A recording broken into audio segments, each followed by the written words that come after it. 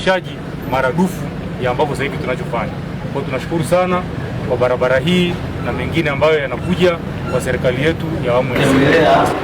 Mradi wetu mkubwa sana wa barabara kwenye kipande hiki ni tatizo kubwa sana kwa wananchi. Tutaona kuona kule, lakini mkigeuka nyuma mtaona ile picha ya kwanza pale ilivyokuwa. Yaani hivyo ndio ilivyokuwa wakati wa mwaka juzi, wakati mvua zinanyesha kubwa namna hiyo. Kwa hiyo magari yalikuwa yanasimama, wananchi wagonjwa waende hospitali, maiti waliokufa nao wanasimama mpaka maji yaweze kupungua.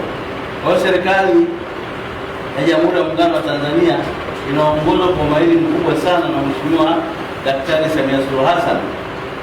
Alipopelekewa mapendekezo haya alikubali kutoa fedha hizo ambazo mmezisikia, takriban bilioni 16. Bilioni 16 ni fedha nyingi sana. Hapa peke yake kuna bilioni 6 ambazo zimefanya hii kazi. Kwa hiyo Mheshimiwa Mwenyekiti, tulishafanya ziara hapa mara kadhaa, lakini juzi tulifanya ziara na Mheshimiwa Waziri wa Ujenzi. Hayo uliyosema, ametoa maelekezo mahususi kwamba sasa maji yatakayotoka huko juu na haya box culvert hizi ni kubwa.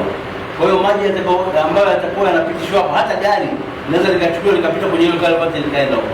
Sasa likienda huko, kuna wananchi wanaishi, lazima tujue haya maji yanatoka wapi. Maelekezo yametolewa na manager atasema utekelezaji wake kwa jinsi gani haya maji yanakwenda. Kufikia asilimia 85, tumebakiza asilimia 15 ili tuweze kukamilisha kazi yote ya mradi huu.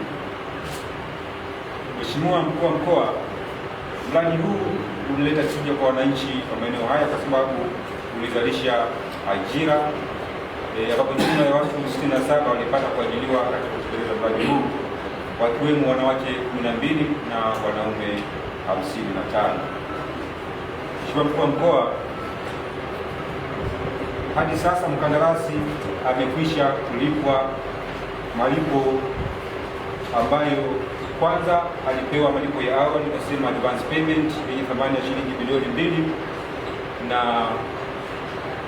milioni 60, na baadaye kwa kazi zile ambazo alizokwisha kuzifanya aliweza kuleta hati za malipo aweze kulipwa ambazo zina jumla ya bilioni. Baada ya kuwa nimesoma taarifa hii, ninaomba kuiwasilisha kwako